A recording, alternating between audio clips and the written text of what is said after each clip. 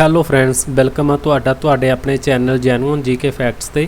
ਅੱਜ ਦਾ ਆਪਣਾ ਪੋਲਿਟੀ ਦਾ most important topic means ਕਿ ਸੁਪਰੀਮ ਕੋਰਟ। ਇਹਦੇ ਬਾਰੇ ਬੱਚੇ ਆਪਾਂ ਚਾਹੇ ਤੁਹਾਡਾ ਪੀਪੀਐਸਸੀ ਲੈਵਲ ਦਾ ਐਗਜ਼ਾਮ ਆ ਤਾਂ ਉਹ ਲੈਵਲ ਦਾ ਵੀ ਪੋਲਿਟੀ ਦਾ ਇਹ ਟੌਪਿਕ ਆਪਾਂ ਕਵਰ ਕਰਨ ਵਾਲੇ ਆ। ਇਹਦੇ 'ਚ ਆਪਾਂ MCQ ਦੇ ਵਿੱਚ ਦੇਖਾਂਗੇ ਤੇ ਨਾਲ ਹੀ ਕਰੰਟ ਪਲੱਸ ਇਹਦੀ ਸਟੈਟਿਕ ਜੀਕੇ ਹੋਊਗੀ ਜਿੰਨੀ, ਉਹਨੂੰ ਇੱਥੇ ਆਪਾਂ ਡਿਸਕਸ ਕਰਾਂਗੇ। Without any delay session start ਕਰਦੇ ਹਾਂ। ਦੇਖੋ ਬੱਚੇ, ਇਹਨੂੰ ਆਪਾਂ ਕਰਨ ਦਾ ਅੱਜ ਮਕਸਦ ਕੀ ਆ, ਕਿਉਂਕਿ ਆਪਣੇ ਭਾਰਤ ਦੀ ਸੁਪਰੀਮ ਕੋਰਟ ਆ ਜਿਹੜੀ, ਉਹਦੇ ਚੀਫ ਜਸਟਿਸ ਹੁੰਦੇ ਆ ਜਿਹੜੇ ਸਾਰਿਆਂ ਨੂੰ ਵੱਡੇ ਉੱਪਰ ਦੇ ਜੱਜ ਆ। ਉਹ ਕੌਣ ਨੇ? ਠੀਕ ਹੈ, DY ਚੰਦਰਚੂੜ ਨੇ। ਉਹਨਾਂ ਨੇ ਜਸਟਿਸ ਉਜਲ ਭੁਜਾਨ ਅਤੇ ਜਸਟਿਸ S ਵੈਂਕਟਾ ਨਾਰਾਇਣ ਭੱਟੀ ਨੂੰ ਸੁਪਰੀਮ ਕੋਰਟ ਦੇ 2 ਨਵੇਂ ਜੱਜ ਵਜੋਂ ਸਹੁੰ ਚੁਕਾਈ ਆ।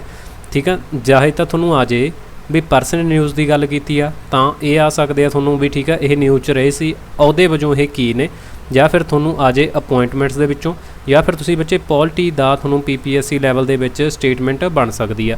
ਤਾਂ ਹਰ ਐਗਜ਼ਾਮ ਦੇ ਪੁਆਇੰਟ ਆਫ ਵਿਊ ਤੋਂ ਆਪਾਂ ਇਹ ਟੌਪਿਕ ਨੂੰ ਕਵਰ ਕਰਨਾ। ਇਸ ਤੋਂ ਪਹਿਲਾਂ ਤੁਹਾਨੂੰ ਮੈਂ ਦੱਸਦਾ, ਅੱਜ ਬੱਚੇ 11:30 ਵਜੇ, ਠੀਕ ਹੈ, ਆਪਣਾ ਜਿਹੜਾ ਇਹ ਸੈਸ਼ਨ ਹਿਸਟਰੀ ਦਾ ਬਹੁਤ ਹੀ ਸ਼ਾਨਦਾਰ ਸੈਸ਼ਨ ਰਹਿਣ ਵਾਲਾ। ਤਾਂ ਇਹਦੇ 'ਚ ਆਪਾਂ MCQ ਰੈਪਿਡ ਫਾਇਰ ਕਰਾਂਗੇ, ਨਾਲ ਹੀ ਉਹਨਾਂ ਦੀ ਐਕਸਪਲੇਨੇਸ਼ਨ, ਉਹਨੂੰ ਵੀ ਜੁਆਇਨ ਜ਼ਰੂਰ ਕਰਨਾ। ਪਹਿਲਾ ਪ੍ਰਸ਼ਨ, the supreme court of India came into being on. ਠੀਕ ਹੈ, ਤਾਂ ਮਤਲਬ ਉਹ ਕਦੋਂ ਤੋਂ ਆਪਣੇ ਸਟਾਰਟ ਕਦੋਂ ਹੋਈ ਸੀ। ਠੀਕ ਹੈ, ਮਤਲਬ ਇੱਕ ਇਹਦੀ ਫਾਰਮੇਸ਼ਨ ਹੁੰਦੀ ਆ, ਇੱਕ ਹੁੰਦੀ ਆ ਵੀ ਲਾਗੂ ਕਦੋਂ ਹੋਈ ਆ। ਤਾਂ ਇਹਦਾ ਕਰੈਕਟ ਆਨਸਰ ਹੋ ਜਾਊਗਾ ਆਪਸ਼ਨ ਬੀ। ਆਪਣਾ ਸੰਵਿਧਾਨ ਕਦੋਂ? 26 ਜਨਵਰੀ 1950 ਨੂੰ। ਤਾਂ ਉਹਦੇ 2 ਦਿਨ ਬਾਅਦ ਯਾਦ ਰੱਖਣਾ ਤੁਸੀਂ, 28 ਜਨਵਰੀ 1950 ਨੂੰ ਆਪਣੀ ਇਹ ਲਾਗੂ ਹੁੰਦੀ ਆ। 26 ਜਨਵਰੀ 1950 ਨੂੰ ਮਤਲਬ ਕਿ ਫਾਰਮੇਸ਼ਨ ਹੁੰਦੀ ਆ। ਇਹ ਨਹੀਂ ਬੱਚੇ ਫਾਰਮੇਸ਼ਨ ਵੀ ਆਪਾਂ ਨੂੰ ਨਵੇਂ ਸਿਰੇ ਤੋਂ ਬਣਾਇਆ। ਠੀਕ ਹੈ, 1937 ਦੇ ਵਿੱਚ ਅਸੀਂ ਇਹ ਪਹਿਲਾਂ ਹੀ ਬਣਾ ਚੁੱਕੇ ਸੀ ਫੈਡਰਲ ਕੋਰਟ। ਠੀਕ ਹੈ, ਤਾਂ ਉੱਦਾਂ ਬਸ ਇਸ ਤੋਂ ਬਾਅਦ ਜਦੋਂ ਆਪਣਾ ਦੇਸ਼ ਆਜ਼ਾਦ ਹੋ ਗਿਆ, ਇਹਦਾ ਅਸੀਂ ਕੀ ਕਰਿਆ, ਇਹਦਾ ਨਾਮ ਬਦਲ ਕੇ ਅਸੀਂ ਕੀ ਕਰਤਾ, supreme court of India. Because ਆਪਣਾ ਫਿਰ ਕੌਨਸਟੀਟਿਊਸ਼ਨ ਸੀਗਾ ਜਿਹੜਾ, ਉਹਦੇ ਕਰਕੇ ਇਹਨੂੰ ਆਪਾਂ ਬਣਾ ਲਿਆ। ਠੀਕ ਹੈ, ਤਾਂ ਇਹਦੇ ਬਾਰੇ ਤੁਹਾਨੂੰ ਫੈਕਟ ਬੱਚੇ ਥੋੜ੍ਹੇ ਜਿਹੇ ਆਪਾਂ ਇੱਥੇ ਦੇਖ ਲੈਂਦੇ ਹਾਂ। ਹਰ ਪ੍ਰਸ਼ਨ ਦੇ ਨਾਲ ਆਪਾਂ ਥੋੜ੍ਹੇ ਕਵਰ ਕਰਦੇ ਚੱਲਾਂਗੇ। ਸਾਰਿਆਂ ਨੂੰ ਪਹਿਲਾਂ ਇਹ ਮਤਲਬ ਕਾਹ ਤੇ ਕੀ ਆਪਣਾ ਜੁਡੀਸ਼ਰੀ ਹੈ। ਇਹਦੇ 'ਚ ਸਭ ਤੋਂ ਉੱਪਰਲੀ ਕੋਰਟ ਕਿਹੜੀ? ਆਪਣੇ ਸੁਪਰੀਮ ਕੋਰਟ ਆ। ਫਿਰ ਉਸ ਤੋਂ ਨੀਚੇ ਕਿਹੜੀਆਂ ਹੁੰਦੀਆਂ ਨੇ? ਹਾਈ ਕੋਰਟ ਹੁੰਦੀਆਂ ਨੇ। ਉਹ ਤੋਂ ਨੀਚੇ ਲੋਅਰ ਕੋਰਟ ਕਿਹੜੀ ਹੁੰਦੀ ਆ? ਆਪਣੀ ਡਿਸਟ੍ਰਿਕਟ ਕੋਰਟ ਹੁੰਦੀ ਆ। ਇੰਨਾ ਕਲੀਅਰ ਆ। ਜਿਹੜੀ ਆਪਣੀ ਸੁਪਰੀਮ ਕੋਰਟ ਹੈ ਇਹਦੇ ਨਾਲ ਰਿਲੇਟਡ ਆਰਟੀਕਲ 124 ਤੋਂ ਲੈ ਕੇ 147 ਤੱਕ ਨੇ। ਇਹਦੇ ਨਾਲ 214 ਤੋਂ ਲੈ ਕੇ 232 ਤੱਕ ਹਾਈ ਕੋਰਟ ਨੂੰ ਡੀਲ ਕਰਦੇ ਆ, ਔਰ 233 ਤੋਂ ਲੈ ਕੇ 237 ਤੱਕ ਆਰਟੀਕਲ ਨੇ ਜਿਹੜੇ ਆਪਣੇ ਡਿਸਟ੍ਰਿਕਟ ਕੋਰਟ ਨੂੰ ਕਵਰ ਕਰਦੇ ਆ। ਇੰਨੀ ਚੀਜ਼ ਤੁਹਾਨੂੰ ਕਲੀਅਰ ਆ। ਹੁਣ ਜਿਹੜੀ ਸੁਪਰੀਮ ਕੋਰਟ ਆ ਇਹਦੇ ਅਧੀਨ ਹਾਈ ਕੋਰਟ ਹੁੰਦੀ ਆ, ਹਾਈ ਕੋਰਟ ਦੇ ਅਧੀਨ ਡਿਸਟ੍ਰਿਕਟ ਕੋਰਟ ਹੁੰਦੀ ਆ। ਸੁਪਰੀਮ ਕੋਰਟ ਇਹ ਆਪਦੇ ਆਪ 'ਚ ਇਹਨਾਂ ਤੋਂ ਸੁਤੰਤਰ ਹੋ ਕੇ ਕੰਮ ਕਰਦੀ ਆ, ਤੇ ਜਿਹੜੀ ਹਾਈ ਕੋਰਟ ਆ ਇਹ ਆਪਣੀ ਜਿਹੜੀ ਸੁਪਰੀਮ ਕੋਰਟ ਹੈ ਪੂਰੇ ਭਾਰਤ ਦੀ ਇੱਕ ਕੋਰਟ ਆ ਬੱਚੇ। ਮਤਲਬ ਇਹਨੂੰ ਕਿਹਾ ਜਾਂਦਾ ਏਪੈਕਸ ਕੋਰਟ। ਇਹ ਚੀਜ਼ ਵੀ ਤੁਹਾਨੂੰ ਯਾਦ ਰੱਖਣੀ ਹੈ। ਜਿੱਥੇ ਏਪੈਕਸ ਕੋਰਟ ਆ ਜੇ ਤਾਂ ਇਹਦਾ ਮਤਲਬ ਕਾਹਦੀ ਗੱਲ ਹੋ ਰਹੀ ਆ, ਉੱਥੇ ਸੁਪਰੀਮ ਕੋਰਟ ਆਫ ਇੰਡੀਆ ਦੀ ਗੱਲ ਹੋ ਰਹੀ ਆ। ਹਾਈ ਕੋਰਟ ਆ ਜਿਹੜੇ, ਇਹ ਹਰੇਕ ਸਟੇਟ ਦਾ ਇੱਕ ਵੀ ਹੋ ਸਕਦਾ, ਜਿਵੇਂ ਪੰਜਾਬ ਤੇ ਹਰਿਆਣਾ ਦੋਨਾਂ ਦਾ ਸਾਂਝਾ ਚੰਡੀਗੜ੍ਹ ਹਾਈ ਕੋਰਟ ਆ, ਐਵੇਂ। ਠੀਕ ਹੈ, ਇੱਕ ਤੋਂ ਵੱਧ 2 ਸਟੇਟਾਂ ਦਾ ਇੱਕ ਕਾਮਨ ਵੀ ਹੋ ਸਕਦਾ। ਤੇ ਡਿਸਟ੍ਰਿਕਟ ਕੋਰਟ ਹਰੇਕ ਜ਼ਿਲ੍ਹੇ ਦਾ ਆਪਣਾ ਸੈਪਰੇਟ ਹੁੰਦਾ। ਤੇ ਆ ਉਹਨਾਂ ਦੇ ਨਾਲ ਰਿਲੇਟਡ ਆਰਟੀਕਲ ਨੇ। ਇਸ ਤੋਂ ਬਿਨਾਂ ਜਿਹੜੀ ਸੁਪਰੀਮ ਕੋਰਟ ਆ ਆਪਣੇ ਸੰਵਿਧਾਨ ਦੇ ਭਾਗ 91 'ਚ ਆਉਂਦੀ ਆ, ਇਹ ਭਾਗ 5ਵੇਂ ਦੇ ਵਿੱਚ ਆਉਂਦੀ ਆ। ਤੇ ਆਹ ਦੋਨੋਂ, ਠੀਕ ਹੈ, ਸਟੇਟ ਦੇ ਅਧੀਨ ਹੀ ਆ ਜਾਂਦੀਆਂ ਨੇ, ਸਟੇਟ ਗਵਰਨਮੈਂਟ ਦੇ ਵਿੱਚ ਕਵਰ ਹੋ ਜਾਂਦਾ। ਸੋ ਇਹ ਦੋਨੋਂ ਪਾਰਟ 6 ਮੀਨਸ ਕਿ 6ਵੇਂ ਪਾਰਟ ਦੇ ਵਿੱਚ ਕਵਰ ਹੁੰਦੀ ਆ। ਤਾਂ ਇੱਥੋਂ ਤੱਕ ਇਹਨਾਂ ਦੇ ਆਰਟੀਕਲ ਤੇ ਇਹਨਾਂ ਦੇ ਭਾਗ ਬੱਚੇ ਤੁਹਾਨੂੰ ਇਹ ਚੀਜ਼ ਸਮਝ ਆ ਗਈ ਹੋਊਗੀ। ਜੇ ਹਾਲੇ ਤੱਕ ਵੀਡੀਓ ਨੂੰ ਲਾਈਕ ਨਹੀਂ ਕਰਿਆ ਬੱਚੇ, ਲਾਈਕ ਕਰ ਦਿਓ ਤੇ ਚੈਨਲ ਨੂੰ ਸਬਸਕ੍ਰਾਈਬ ਜ਼ਰੂਰ ਕਰਿਓ। ਤਾਂ ਇਹਦਾ ਸਕਰੀਨਸ਼ਾਟ ਕਰਨਾ ਤੁਸੀਂ ਕਰ ਸਕਦੇ ਹੋ। ਉਸ ਤੋਂ ਬਾਅਦ ਇਹਦੇ ਨਾਲ ਬੱਚੇ ਇੱਕ ਫੈਕਟ ਤੁਸੀਂ ਇੱਥੋਂ ਇਹ ਵੀ ਧਿਆਨ ਦੇ ਵਿੱਚ ਰੱਖਣਾ ਵੀ ਸਾਰਿਆਂ ਨੂੰ ਜਿਹੜੀ ਫਸਟ ਕੋਰਟ ਬਣੀ ਸੀ ਭਾਰਤ ਦੇ ਵਿੱਚ, ਠੀਕ ਹੈ, ਫਸਟ ਕੋਰਟ ਜਿਹੜੀ ਬਣੀ ਆ ਭਾਰਤ ਦੇ ਵਿੱਚ ਕਾਹਦੇ ਨਾਲ ਬਣੀ ਸੀ? ਉਹ ਰੈਗੂਲੇਟਿੰਗ ਐਕਟ। ਕਦੋਂ ਆਇਆ ਸੀ ਇਹ? 1773। ਬਸ ਯਾਦ ਰੱਖਣਾ ਵੀ ਜਦੋਂ 1773 ਦੇ ਵਿੱਚ ਆ ਗਿਆ, ਇਦੋਂ ਇਹਦੇ 'ਚ ਇੱਕ ਜੋੜ ਦੇਣਾ। 1774 'ਚ ਇਹਨਾਂ ਨੂੰ ਲੱਗਿਆ ਵੀ ਆਪਾਂ ਨੂੰ ਇੱਥੇ ਮਤਲਬ ਕਿ ਇੱਕ ਕੋਰਟ ਆ ਜਿਹੜੀ ਉਹ ਹੋਣੀ ਚਾਹੀਦੀ ਆ। ਤਾਂ ਸਾਰਿਆਂ ਨੂੰ ਪਹਿਲਾਂ ਜੇ ਤੁਹਾਨੂੰ ਆ ਜੇ ਵੀ ਕੋਰਟ ਕਿੱਥੇ ਬਣੀ ਸੀ, ਤਾਂ ਕੋਰਟ ਬਣੀ ਸੀ ਇਹ ਕਲਕੱਤੇ। ਔਰ ਇਹਦੇ 'ਚ ਕਿੰਨੇ ਜੱਜ ਸੀਗੇ? ਇਹਦੇ 'ਚ 8 ਜੱਜ ਹੁੰਦੇ ਸੀਗੇ। ਠੀਕ ਹੈ, ਤੇ ਅੱਜ ਦੀ ਘੜੀ ਜਿਹੜੇ ਕਰੰਟਲੀ ਸਾਡੇ ਮੌਜੂਦਾ ਹੁਣ ਸੁਪਰੀਮ ਕੋਰਟ ਦੇ ਵਿੱਚ ਜੱਜ ਆ, ਉਹਨਾਂ ਦੀ ਗਿਣਤੀ ਕਿੰਨੀ ਆ?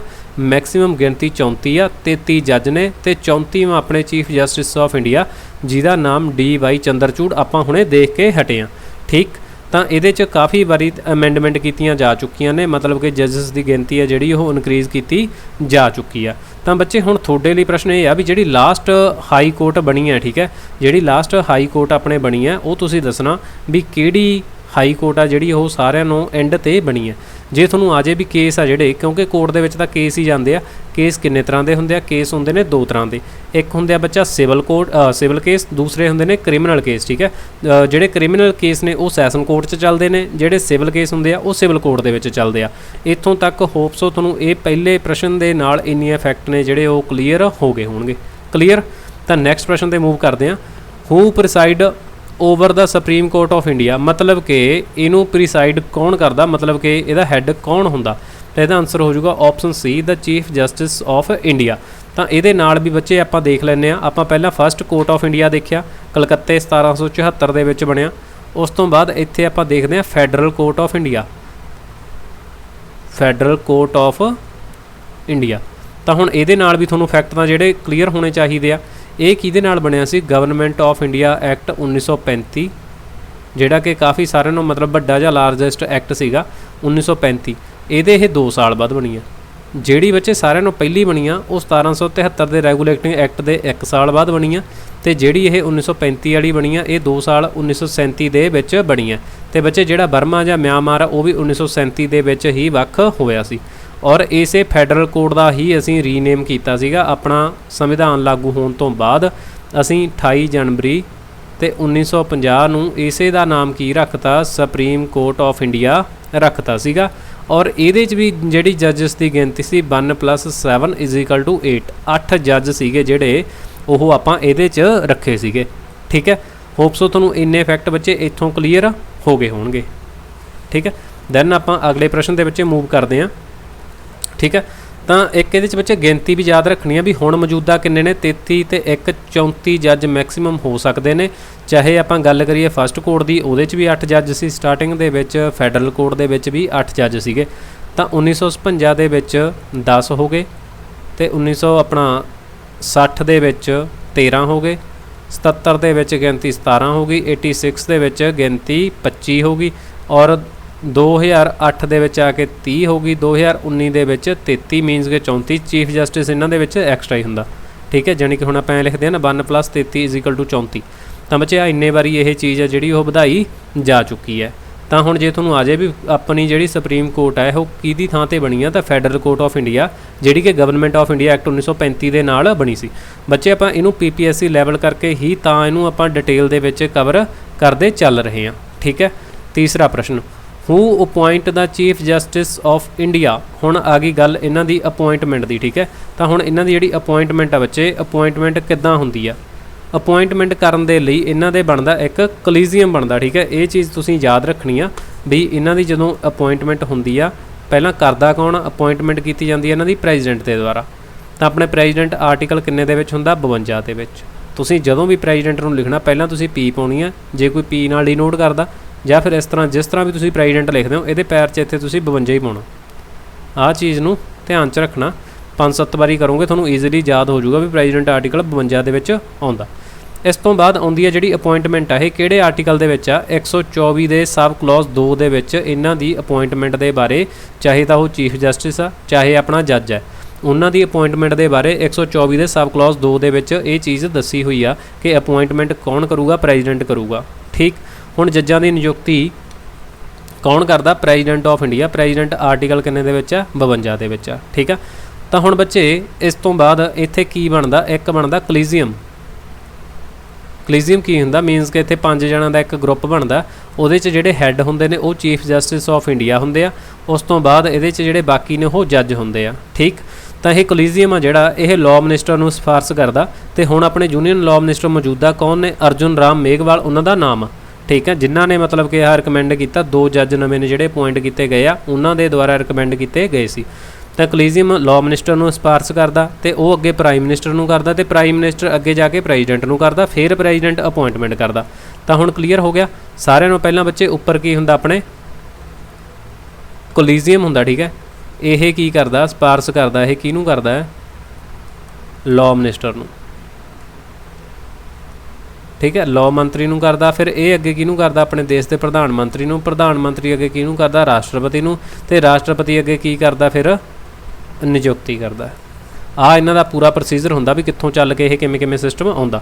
ਤਾਂ ਕੋਲੀਜੀਅਮ ਦੇ ਵਿੱਚ ਮੈਂ ਤੁਹਾਨੂੰ ਦੱਸਿਆ ਵੀ 5 ਜਣੇ ਹੁੰਦੇ ਆ, ਤੇ ਇਹਦਾ ਹੈੱਡ ਕੌਣ ਹੁੰਦਾ? Chief justice of India Chandrachud. ਠੀਕ ਹੈ, डी बाई चंद्रचूड़, डी ते धनंजय उन्हों का नाम है, धनंजय चंद्रचूड़, ठीक है। तो कलीजियम के विच 5 मैंबर ने, हैड इहदा चीफ जस्टिस ऑफ इंडिया, बाकी member justice SK Kaul, Sanjiv Khanna, BR और इस तो बाद सूर्याकांत, ठीक है। ये 5 जने ने, इन्हों के नाम तुसीं ध्यान दे विच रखने आ। प्रश्न तीसरा चौथा, अ जज of the supreme court may resign his office by writing to, ਜਦੋਂ ਇਹਨਾਂ ਨੇ ਆਪਦਾ ਅਸਤੀਫਾ ਲਿਖਣਾ ਹੁੰਦਾ ਸੁਪਰੀਮ ਕੋਰਟ ਦੇ ਜੱਜ ਨੇ, ਤਾਂ ਉਹ ਕਿਸ ਨੂੰ ਲਿਖਦੇ ਆਪਦਾ ਅਸਤੀਫਾ? ਤਾਂ ਇਹਦਾ ਆਨਸਰ ਹੋ ਜਾਊਗਾ ਆਪਸ਼ਨ ਏ, ਪ੍ਰੈਜ਼ੀਡੈਂਟ ਦੁਆਰਾ ਨੂੰ, ਠੀਕ ਹੈ। ਕਿਉਂਕਿ ਇਹਨਾਂ ਦੀ ਜਿਹੜੀ ਅਪੋਇੰਟਮੈਂਟ ਹੈ ਉਹ ਵੀ ਕੌਣ ਕਰਦਾ? ਉਹ ਵੀ ਕਰਦਾ ਹੈਗਾ ਬੱਚੇ ਪ੍ਰੈਜ਼ੀਡੈਂਟ, ਔਰ ਇਹਨਾਂ ਦਾ ਜਿਹੜਾ ਅਸਤੀਫਾ ਹੈਗਾ ਉਹ ਵੀ ਕੌਣ ਸਵੀਕਾਰ ਕਰੂਗਾ? ਪ੍ਰੈਜ਼ੀਡੈਂਟ। ਆਹ ਚੀਜ਼ ਤੁਹਾਨੂੰ ਕਲੀਅਰ ਹੋ ਗਈ ਇੱਥੋਂ? ਆ ਬੱਚੇ ਫੈਕਟ ਇੰਨੇ ਕਲੀਅਰ ਹੋ ਗਏ। ਹੁਣ ਦੇਖੋ ਪਹਿਲਾਂ ਤੁਸੀਂ ਇੱਥੋਂ ਯਾਦ ਰੱਖਣਾ ਓਥ। ਓਥ ਕੀ ਹੁੰਦੀ ਆ? ਸਹੁੰ, ਠੀਕ ਹੈ, ਜਿਹੜੀ ਕਿ ਹੁਣ ਚੀਫ ਜਸਟਿਸ ਆਫ ਇੰਡੀਆ ਨੇ ਬਾਕੀ ਜੱਜ ਨੂੰ ਚੁਕਾਈ ਆ। ਹੁਣ ਜੇ ਆਪਾਂ ਗੱਲ ਕਰੀਏ, ਇੱਥੇ ਆਪਾਂ ਲਿਖ ਲੈਂਦੇ ਹਾਂ ਸੁਪਰੀਮ ਕੋਰਟ, ਇੱਧਰ ਆਪਾਂ ਨਾਲ ਹੀ ਗੱਲ ਕਰ ਲੈਂਦੇ ਹਾਂ ਹਾਈ ਕੋਰਟ ਦੀ, ਠੀਕ ਹੈ। ਤਾਂ ਸੁਪਰੀਮ ਕੋਰਟ ਦੇ ਵਿੱਚ ਜੱਜ 2 ਤਰ੍ਹਾਂ ਦੇ ਹੁੰਦੇ ਆ, ਇੱਕ ਤਾਂ ਮੁੱਖੀ ਜੱਜ ਹੋ ਗਿਆ, ਚੀਫ ਜਸਟਿਸ ਹੋ ਗਿਆ, ਤੇ ਦੂਸਰੇ ਕਿਹੜੇ ਹੁੰਦੇ ਨੇ? ਬਾਕੀ ਜੱਜ। ਇਹਦੇ 'ਚ ਵੀ ਇਹੀ ਹੁੰਦਾ, ਇੱਕ ਇਹਦੇ 'ਚ ਮਤਲਬ ਕਿ ਚੀਫ ਜੱਜ ਹੁੰਦਾ, ਬਾਕੀ ਇਹਦੇ 'ਚ ਸਿੰਪਲ ਜੱਜ ਹੁੰਦੇ ਨੇ। ਜਿਹੜੇ ਤਾਂ ਹੁਣ ਚੀਫ ਜਸਟਿਸ ਨੂੰ ਸਹੁੰ ਖਵਾਈ ਜਾਂਦੀ ਆ ਬੱਚੇ, ਹੈੱਡ ਨੂੰ, ਠੀਕ ਹੈ, ਇਹਨੂੰ ਤਾਂ ਸਹੁੰ ਖਵਾਉਂਦੇ ਆ ਰਾਸ਼ਟਰਪਤੀ ਜਾਂ ਫਿਰ ਇਹਨਾਂ ਦੇ ਦੁਆਰਾ ਅਪੋਇੰਟ ਕੀਤਾ ਹੋਇਆ ਬੰਦਾ, ਤੇ ਜਿਹੜੇ ਬਾਕੀ ਜੱਜ ਨੇ ਇਹਨਾਂ ਨੂੰ ਸਹੁੰ ਚੀਫ ਜਸਟਿਸ ਆਫ ਇੰਡੀਆ ਆਪ ਖਵਾਉਂਦੇ ਆ। ਤੇ ਜਿਹੜੇ ਹਾਈ ਕੋਰਟ ਦੇ ਵਿੱਚ ਚੀਫ ਜੱਜ ਹੁੰਦੇ ਆ, ਇਹਨਾਂ ਨੂੰ ਸਹੁੰ ਖਵਾਈ ਜਾਂਦੀ ਆ ਗਵਰਨਰ ਦੇ ਦੁਆਰਾ, ਔਰ ਜਿਹੜੇ ਇਹ ਬਾਕੀ ਨੇ ਇਹਨਾਂ ਨੂੰ ਇੱਥੋਂ ਦਾ ਚੀਫ ਜੱਜ ਜਿਹੜਾ ਉਹ ਆਪ ਹੀ ਸਹੁੰ ਖਵਾ ਦਿੰਦਾ। ਤਾਂ ਆਹ ਚੀਜ਼ ਕਲੀਅਰ ਹੋ ਗਈ ਤੁਹਾਨੂੰ। ਉਸ ਤੋਂ ਬਾਅਦ ਆਪਾਂ ਗੱਲ ਕਰਦੇ ਹਾਂ ਇਹਨਾਂ ਦੇ ਅਸਤੀਫੇ ਦੀ, ਜਿਹੜਾ ਕਿ ਆਪਣੇ ਆਹ ਪ੍ਰਸ਼ਨ ਦੇ ਵਿੱਚ ਹੈ। ਅਸਤੀਫਾ ਸੁਪਰੀਮ ਕੋਰਟ ਹੈ ਚਾਹੇ ਹਾਈ ਕੋਰਟ ਹੈ, ਦੋਨਾਂ ਦਾ ਅਸਤੀਫਾ ਕਿਹਨੂੰ ਆਊਗਾ ਬੱਚੇ? ਰਾਸ਼ਟਰਪਤੀ ਨੂੰ ਹੀ ਆਊਗਾ। ਆਹ ਚੀਜ਼ ਤੁਸੀਂ ਧਿਆਨ ਦੇ ਵਿੱਚ ਰੱਖਣੀ ਆ, ਠੀਕ ਹੈ। ਚਲੋ ਵੀ ਨੈਕਸਟ ਪ੍ਰਸ਼ਨ ਦੇਖਦੇ ਹਾਂ। ਅੰਡਰ ਵਿਚ ਆਰਟੀਕਲ ਕੈਨ ਦਾ supreme court issue a writ, ਠੀਕ ਹੈ, ਰਿਟ ਇਸ਼ੂ ਕਰ ਸਕਦੀ ਹੈ ਸੁਪਰੀਮ ਕੋਰਟ, ਤਾਂ ਕਿਹੜੇ ਆਰਟੀਕਲ ਦੇ ਨਾਲ? ਦੇਖੋ ਬੱਚੇ ਆਪਾਂ ਪੜ੍ਹਦੇ ਹਾਂ ਆਪਣੇ ਸੰਵਿਧਾਨ ਦੇ ਵਿੱਚ ਭਾਗ ਪਹਿਲਾ ਕਾਹਦੇ ਨਾਲ ਡੀਲ ਕਰਦਾ? ਯੂਨੀਅਨ ਐਂਡ ਟੈਰੀਟਰੀ, ਠੀਕ ਹੈ। ਇਦੋਂ ਬਾਅਦ ਆਪਾਂ ਪੜ੍ਹਦੇ ਹਾਂ ਵੀ ਭਾਗ ਦੂਜਾ, ਇਹਦੇ 'ਚ ਕੀ ਆ? ਸਿਟੀਜ਼ਨशिप है। फिर असी पढ़ते हैं भाग थर्ड, जिहदे असी पढ़ते हैं फंडामेंटल राइट्स मीनस के मौलिक अधिकार। भाग तीजा 12 तो लैके 35 आर्टिकल है। स्टार्टिंग दे विच 7 फंडामेंटल राइट सी, बट मौजूदा 6 ने साडे कोले फंडामेंटल राइट, तो ये जो राइट टू प्रॉपर्टी है जिहड़ा वो लीगल राइट करता सीगा, 300A दे विच रखता सीगा। हुण इहदे विच आपां जदों पढ़दे हां आर्टिकल 32 भाग तीजे दा फंडामेंटल राइट दा 32, तो ये राइट टू रैमडीज़ पढ़ते हैं असी, ठीक है। राइट टू रैमडीज़ पढ़ते हैं, मतलब की है कि जदों साडे फंडामेंटल राइट का हनन करता कोई भी करता, ठीक है, तो असी उहदे नाल की कर सकते हैं? सीधा सुप्रीम कोर्ट का बूहा जाके खड़का सकते हैं। होर इहो जिहा कोई केस नहीं हैगा आम बंदे का जिहड़ा डायरैक्टली सुप्रीम कोर्ट दे विच जाके दरवाजा खटखटा सकीए। तो सिर्फ साडे फंडामेंटल राइट का हनन हुंदा तो असी आर्टिकल 32 के थ्रू राइट टू रैमडीज़ कहने जिन्हों असी, ठीक है, तो ये द्वारा असी डायरैक्ट कित्थे जा सकते हैं? सुप्रीम कोर्ट दे विच जा सकते हैं। तो इत्थे ही तुहानूं आ सकता है भी फिर हाई कोर्ट दे विच भी जाया जा सकता। हाँ बच्चे, जे तुहाडे फंडामेंटल राइट का हनन हुंदा, जे तुसीं सुप्रीम कोर्ट जाना चाहो तो आर्टिकल 32, हाई कोर्ट च जाना चाहो तो 226 आर्टिकल है। आर्टिकल 124 कहता गा भी इत्थे अपने सुप्रीम कोर्ट होनी चाहिए आ। इहदा सब क्लॉज 2 की कहता भी अपॉइंटमेंट है जिहड़ी ओह जजिस दी ओह किवें होनी है। आर्टिकल 32 राइट टू रैमडीज़ आ। आर्टिकल 143 दे विच भी कंसल्टेशन करते हैं सुप्रीम कोर्ट ते प्लस प्रेजिडेंट, ठीक है। आर्टिकल 226 बारे आपां देख ही चुके हैं। आ चीज़ बच्चे तुहानूं इत्थों क्लीयर होगी। अगले प्रश्न ते चलते हैं। जे वीडियो लाइक नहीं करी लाइक जरूर करियो। इन्हां दे विचों first chief justice of India कौन है? फातिमा बीबी, हरी लाल जे कानिया, M हदायतुल्ला, BK मुखर्जी। तो बच्चे इहदा जिहड़ा करैक्ट आंसर हो जाएगा वह है ऑप्शन बी, हरी लाल जे कानिया, ठीक है। मतलब कि ज़्यादातर तुहानूं HJ कानिया देखने को मिलूगा। आपां इत्थे फुल फॉर्म लिखी है, ठीक है, हरी लाल कानिया। ये अपने फस्ट की सीगे चीफ जस्टिस ऑफ इंडिया सीगे। फातिमा बीबी फस्ट फीमेल अपने जज है, ठीक है। पहला महिला की जी वो बच्चे कोई भी महिला हजे तक अपने चीफ जस्टिस ऑफ इंडिया मुख्य जज नहीं बनी। जे अज थोनों भी फस्ट महिला सुप्रीम कोर्ट के जज कौन सी? तो फातिमा बीबी बनी है। उस तो बाद सुजाता मनोहर, रूपा बाला, ज्ञान मिश्रा, रंजना देसाई, मतलब इस तो बाद तो काफ़ी ज़्यादा आ। पर इत्थे एक चीज़ आप होर देख लैंदे भी एक तो हुंदा लॉन्गेस्ट मीनस कि सब तो लंबा काल जज के रूप के किहदा रहा गा, तो वह बच्चे बाई बी चंद्रचूड़ का रहा। ये भी याद रखना। हुण डी वाई चंद्रचूड़ है तो बाई बी चंद्रचूड़ है। तो घट सारिਆਂ ਨੂੰ किहदा रहा? कमल नारायण का, ठीक है। जे इन्हां दा हुंदा भी किन्ने साल? इन्हां दा 7 साल सी। इन्हां दा सिर्फ तो सिर्फ 18 दिन रहा। घट्ट समा कमल नारायण का 18 दिन, लंबा समा बाई बी चंद्रचूड़ का 7 साल रिहाई। तो पहली महिला जज फातिमा बीबी बनी है chief justice of India woman, हाले तक बनी हुई नहीं हैगी। तो आ बच्चे थोनों चीज़ क्लीयर इत्थों होगी। चलो नैक्सट प्रश्न पर चलते हैं। विच of the following statements is not true about India's supreme court, ये बारे किहड़ी स्टेटमेंट है जिहड़ी वो करैक्ट नहीं हैगी। बच्चे देखो जिहड़ा PPSC UPSC है उहदे तुहानूं इहो जिहे लंबियां स्टेटमेंट वाले प्रश्न बननगे। आर्टिकल 124 तो 147 भाग 5वां भारतीय संविधान का सानू इन्फॉर्मेशन दिंदा बनतर ते इहदियां शक्तियां किहदियां सुप्रीम कोर्ट दियां। बिल्कुल ऑप्शन ए करैक्ट है बच्चे, ठीक है। आर्टिकल 124 तो लैके 147 मैं तुहानूं दस के हटिया, भाग अपने 5वें दे विच सुप्रीम कोर्ट नाल डील करदा, तां इहदा आंसर हो नहीं सकदा। द सुप्रीम कोर्ट इनैगोरेट कदों बनी सी? 28 जनवरी 1950 बनी है, ये भी बिल्कुल ठीक है। इन्होंने पूछा अपन नूं नॉट ट्रू। तो आ देख लेना first female chief justice was from Karnataka. बच्चे देखो इत्थे आ की गड़बड़ होगी, क्योंकि मैं तुहानूं दस्सिया कि कोई भी फीमेल हजे तक चीफ जस्टिस ऑफ इंडिया नहीं बनी। जे तुहानूं इहदी जगह ते हुंदा भी फस्ट जज बनी है सुप्रीम कोर्ट दे विच, उहदा नाम फातिमा बीबी है, ये तुसीं ला दिंदे। पर इत्थे इन्होंने पूछा भी फस्ट फीमेल, तो इत्थों गाहां वाली स्टेटमेंट पढ़नी है पढ़ भी लो। जज ने जिहड़े सुप्रीम कोर्ट के अपॉइंट किए जाते हैं राष्ट्रपति के द्वारा, बिल्कुल ठीक है। तो आ जिहड़ी सी ऑप्शन आ ये इत्थे बच्चे गलत ऑप्शन आ, इन्होंने नॉट ट्रू पूछा, तो अपना आंसर की हो जाऊगा? ऑप्शन सी साडा राइट आंसर हो जाऊगा, ठीक है। तो इन्हां दी बच्चे जे आपां हुण सैलरी तनखाहां की गल करिए तो जिहड़े supreme court they which chief justice of India हुंदे आ उन्हां नूं, चाहे सुप्रीम कोर्ट के बाकी जज ने, उन्होंने जिहड़ी सैलरी आ कंसोलीडेटेड फंड ऑफ इंडिया के विचों जाती आ। चीफ जस्टिस ऑफ इंडिया की अज की सैलरी 2,80,000 रुपये आ, बाकियां दी 2.5 लाख रुपये हैगी, ठीक है। नाल इन्हां नूं सैलरी अलाउंस पेंशन वगैरह जिहड़ी मिलती है सारा कुछ कंसोलीडेटेड फंड के विचों ही जाता। पर सुप्रीम अपना हाई कोर्ट के मसले थोड़ा जिहा अड्ड है, उन्होंने कंसोलीडेटेड फंड ऑफ स्टेट के विचों जाती आ। ते जिन्नी सुप्रीम कोर्ट के मतलब कि आम जज की तनख्वाह की, हाई कोर्ट के जिहड़ा मुख्य जज है उसकी तनख्वाह 2.5 लाख आ, बाकियां दी 2,25,000 रुपया तनख्वाह की। पर हाई कोर्ट के जज्जां नूं जिहड़ी पेंशन आ वो बच्चे कंसोलीडेटेड फंड ऑफ इंडिया के विचों ही जाती आ। आ चीज़ तुहानूं क्लीयर होगी। इहदी सौं बारे आपां गल कर लई, टन्योर आ जिहड़ा बच्चे इन्हां दा कारजकाल की आ इन्हां दा वो अपने, ठीक है, संविधान दे विच फिक्स नहीं हैगा भी किहड़ा जज कितना समा रहूगा, ठीक है। इन्हां दा टन्योर कारजकाल चाहे हाई कोर्ट आ चाहे सुप्रीम कोर्ट आ, किसी दा भी संविधान दे विच इह चीज़ फिक्स नहीं हैगी। नैक्सट प्रश्न, which of the following is not included in the qualification for being a जज in the supreme court. Supreme court का जज बनने के लिए जिहड़ियां क्वालीफिकेशनस ने वो की होणियां, की पूछे इन्होंने? नॉट इनकलूडिड, ठीक है। किहड़ी उहदे च नहीं हैगी? देखो बच्चे, should be a citizen of India, Bharat का सिटीजन तो चलो होना ही चाहिए। He should be respected jurist in the eyes of parliament. आ स्टेटमेंट नूं बच्चे दोबारा तो पढ़ो एक बार, ठीक है। मैं तो 2 बारी पढ़ रहा, तुसीं मैनूं ध्यान नाल पढ़ना। He should be respected jurist in the eyes of the parliament. आ वर्ड इत्थे तुहानूं कन्फ्यूज़ कर दूगा बच्चे, क्योंकि ये स्टेटमेंट बिल्कुल सही है जे इत्थे दी जगह ते ये प्रेजिडेंट हो जाता। प्रेजिडेंट की निगाह दे विच होवे तां ठीक है, चल जाता काम, बट इत्थे पार्लीमेंट शब्द गलत आ, तां करके इहदा करैक्ट आंसर बी हो जाऊगा, क्योंकि इन्होंने नॉट इनकलूडिड पूछा, तां बी ऑप्शन इत्थे नहीं आऊगी। देखो मस्ट भी जज in the high court for, देखो जे किसी ने जज बनना सुप्रीम कोर्ट दे विच तां हाई कोर्ट दे विचों दी होके जाऊगा ना। जे हाई कोर्ट दे विच ओह जज आ तां उहनूं 5 साल का एक्सपीरियंस चाहिए। जे इत्थे ओह मतलब कि वकील है, एडवोकेट है, तां उहनूं 10 साल का एक्सपीरियंस चाहिए। तो आ इस बाद वालियां बच्चे दोनों स्टेटमेंट सही है। ये 5 साल जज का एक्सपीरियंस आ, 10 साल वकील का एक्सपीरियंस आ, ये भी सही है, ये भी सही है, आ भी सही है। तो इन्होंने आपको पूछा सी भी इन्हों के नॉट इनकलूडिड, तो ये बी आंसर आ जिहड़ा वो अपना करैक्ट आंसर हो जाऊगा, क्योंकि ये इनकलूड नहीं हैगा। तो नैक्सट प्रश्न, which of the following is not match correctly. तो हुण इन्हां दे अपने अनुच्छेद पंजाबी दे विच मीनस के आर्टिकल दिते हुए ने। 145 दे विच सैलरी है जजिस की बिल्कुल गलत आ। 143 दे विच power president to consult with the supreme court. ये बच्चे जे पहला तुसीं प्रश्न ध्यान नाल सुनिया, मैं तुहानूं दस्सिया सी भी 143 दे नाल इह डी वो करते कंसल्ट करते राष्ट्रपति ते सुप्रीम कोर्ट आपस दे विच। आ बिल्कुल करैक्ट मैच आ। 141 दे विच order of the supreme court is applicable to all courts of India, बिल्कुल ठीक है। Article 139 power of the supreme court issue writ petition, ये भी बिल्कुल ठीक है। पर इत्थे जिहड़ा 145 है बच्चे ये सैलरी ऑफ जजिस दे नाल नहीं हैगा, ठीक है। तो आ चीज़ नूं बच्चे तुसीं याद रखना।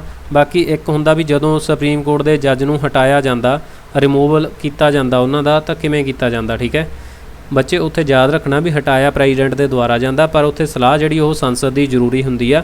और इस मसले के नाल इंपीचमेंट लग के जां रिमूवल के प्रोसैस नाल हाले तक कोई भी हटिया नहीं हैगा।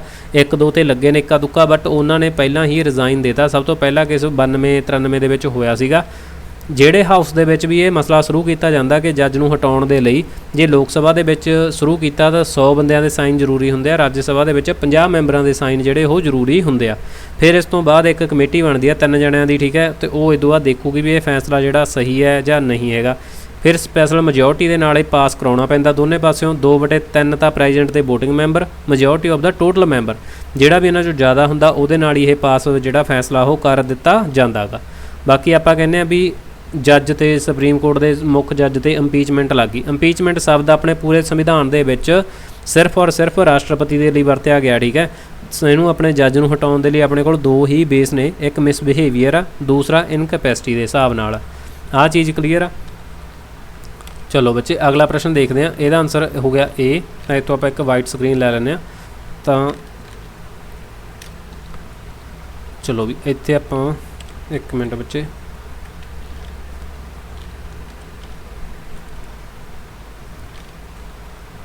ਚਲੋ ਇੱਥੇ ਦੇਖੋ, ਇੱਕ ਹੁੰਦੀ ਆ ਮੈਕਸੀਮਮ ਏਜ। ਇਹ ਦੋਨੋਂ ਫੈਕਟ ਬੱਚੇ ਮੋਸਟ ਇੰਪੋਰਟੈਂਟ ਨੇ, ਪੁੱਛੇ ਜਾਂਦੇ ਆ।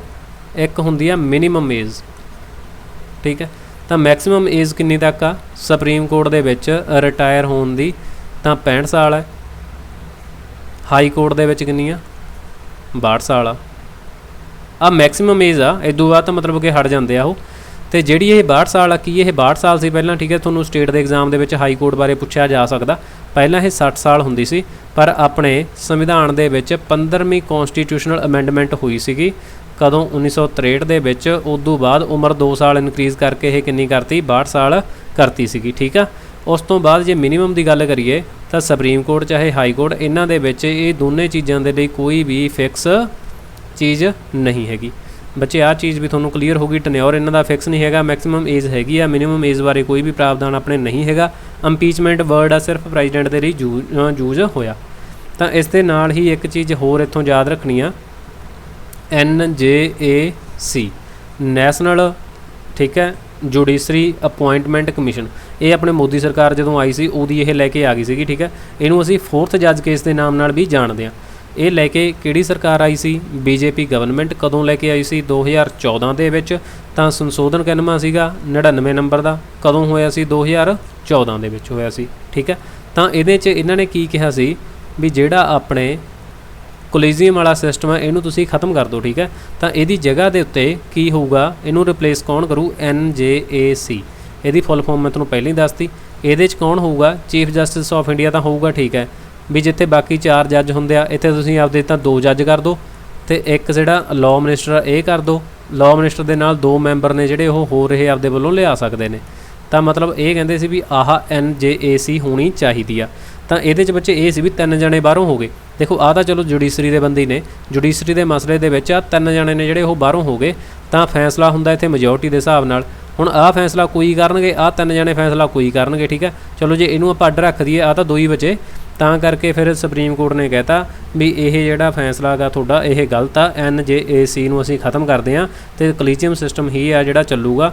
2015 'ਚ ਫੈਸਲਾ ਦੇ ਕੇ ਇਹਨੂੰ unconstitutional and null and void declare ਕਰਤਾ ਸੀਗਾ। ਕਿਹਨੇ? ਸੁਪਰੀਮ ਕੋਰਟ ਨੇ। ਇੱਕ ਬੱਚੇ ਹੋਰ ਇੰਪੋਰਟੈਂਟ ਫੈਕਟ ਯਾਦ ਰੱਖਣਾ ਇਹਦੇ 'ਚ ਤੁਸੀਂ 1973 ਕਿਉਂ ਯਾਦ ਰੱਖਣਾ? ਕਿਉਂਕਿ 1973 ਤੋਂ ਪਹਿਲਾਂ, ਚਲੋ 1973 ਦੇ ਵਿੱਚ ਆਪਾਂ ਲਿਖਦੇ ਹਾਂ ਇੰਦਰਾ ਗਾਂਧੀ। ਇੰਦਰਾ ਗਾਂਧੀ ਨੇ ਕੀ ਕਰਿਆ? ਰੂਲ ਤੋੜਿਆ। ਕਾਹਦਾ ਰੂਲ ਤੋੜਿਆ? ਕਿਉਂਕਿ 1973 ਤੋਂ ਪਹਿਲਾਂ ਇਹ ਹੁੰਦਾ ਸੀ ਵੀ ਸੁਪਰੀਮ ਕੋਰਟ ਦੇ ਵਿੱਚ ਉਮਰ ਦੇ ਹਿਸਾਬ ਨਾਲ ਜਿਹੜਾ ਸਾਰਿਆਂ ਨਾਲੋਂ ਵੱਡੀ ਉਮਰ ਦਾ ਜੱਜ ਹੁੰਦਾ ਸੀ ਉਹੀ ਸੀਨੀਅਰ ਆਪਣਾ ਚੀਫ ਜਸਟਿਸ ਆਫ ਇੰਡੀਆ ਬਣੂਗਾ। ਪਰ 1973 ਦੇ ਵਿੱਚ ਕੀ ਕਰਿਆ ਇੰਦਰਾ ਗਾਂਧੀ ਨੇ? 3 ਜੱਜ ਛੱਡ ਕੇ AN ਰॉय ਸੀਗਾ, ਇਹਨੂੰ ਮਤਲਬ ਕਿ ਮੁੱਖ ਜੱਜ ਬਣਾਤਾ, ਜਦ ਕਿ ਇਹ ਤੋਂ ਸੀਨੀਅਰ ਮੋਸਟ ਜੱਜ ਹੈਗੇ ਸੀ। ਫਿਰ 1977 ਦੇ ਵਿੱਚ ਐਵੇਂ ਕੋ ਇੱਕ ਫੇਰ ਹੁੰਦਾ HM ਬੇਗ, ਠੀਕ ਹੈ। HM ਬੇਗ ਨੂੰ ਚੀਫ ਜਸਟਿਸ ਆਫ ਇੰਡੀਆ ਬਣਾਤਾ ਸੀਗਾ। ਇਹ ਜੂਨੀਅਰ ਸੀਗਾ ਹਾਲਾਂਕਿ, ਠੀਕ ਹੈ। ਤਾਂ ਬੱਚੇ ਇਹ ਚੀਜ਼ ਵੀ ਤੁਸੀਂ ਯਾਦ ਰੱਖਣੀ ਹੈ। ਅਤੇ ਕੇਸਵਾਨੰਦ ਕੇਸ 1973 ਦਾ ਕੇਸ 13 ਜੱਜਾਂ ਦੀ ਬੈਂਚ ਬਣੀ ਸੀ। ਹਾਲੇ ਤੱਕ ਉਦੋਂ ਚੀਫ ਜਸਟਿਸ ਆਫ ਇੰਡੀਆ ਸੀਗੇ ਜਿਹੜੇ ਉਹ ਸਿੱਕਰੀ ਸੀਗੇ। ਆਹ ਚੀਜ਼ ਯਾਦ ਰੱਖਣੀ ਹੈ ਵੀ ਹੁਣ ਤੱਕ ਦੀ ਸਾਰਿਆਂ ਨਾਲੋਂ ਵੱਡੀ ਬੈਂਚ ਉਹ ਬਣੀ ਆ। ਬੱਚੇ ਸੁਪਰੀਮ ਕੋਰਟ ਦੇ ਇੱਕ ਆਪਾਂ ਪਾਰਟ ਦੂਸਰਾ ਲੈ ਕੇ ਆਵਾਂਗੇ ਜਿਹਦੇ 'ਚ ਆਪਾਂ ਇਹਦੇ ਰਿਲੇਟਡ ਆਰਟੀਕਲ ਨੇ ਜਾਂ ਹੋਰ ਇੰਪੋਰਟੈਂਟ ਫੈਕਟ ਐਗਜ਼ਾਮ ਓਰੀਐਂਟਡ ਬਚ ਗਏ। ਵੈਸੇ ਤਾਂ ਤੁਹਾਡੇ ਬੱਚੋ ਜਿਹੜੇ PSSB ਦੇ ਐਗਜ਼ਾਮ ਨੇ, ਠੀਕ ਹੈ, ਜਾਂ ਫਿਰ ਤੁਹਾਡਾ ਕੋਈ ਹੋਰ ਐਗਜ਼ਾਮ ਹੈ ਇਸ ਤਰ੍ਹਾਂ ਦਾ, ਉਹ ਤਾਂ ਤੁਹਾਡੇ ਇਸੇ ਇੱਕ ਕਲਾਸ ਦੇ ਨਾਲ ਕਲੀਅਰ ਹੋ ਜਾਣੇ ਆ। ਬਟ PPSC ਦੇ ਲਈ ਇੱਕ ਕਲਾਸ ਹੋਰ ਆਊਗੀ, ਸਾਰੇ ਬੱਚੇ ਉਹਨੂੰ ਵੀ ਜੁਆਇਨ ਜ਼ਰੂਰ ਕਰਿਓ। 11:30 ਵਜੇ ਆਪਣਾ ਬੱਚੇ ਇੱਕ ਸੈਸ਼ਨ ਹਿਸਟਰੀ ਦਾ ਰਹਿਣ ਵਾਲਾ ਲਾਈਵ, ਤਾਂ ਉਹਨੂੰ ਜੁਆਇਨ ਜ਼ਰੂਰ ਕਰਿਓ। ਜੇ ਵੀਡੀਓ ਨੂੰ ਲਾਈਕ ਨਹੀਂ ਕਰਿਆ, ਲਾਈਕ ਕਰਿਓ, ਚੈਨਲ ਨੂੰ ਸਬਸਕ੍ਰਾਈਬ ਜ਼ਰੂਰ ਕਰਿਓ। ਵੀਡੀਓ ਦੇਖਣ ਦੇ ਲਈ ਸਭ ਦਾ ਥੈਂਕ ਯੂ।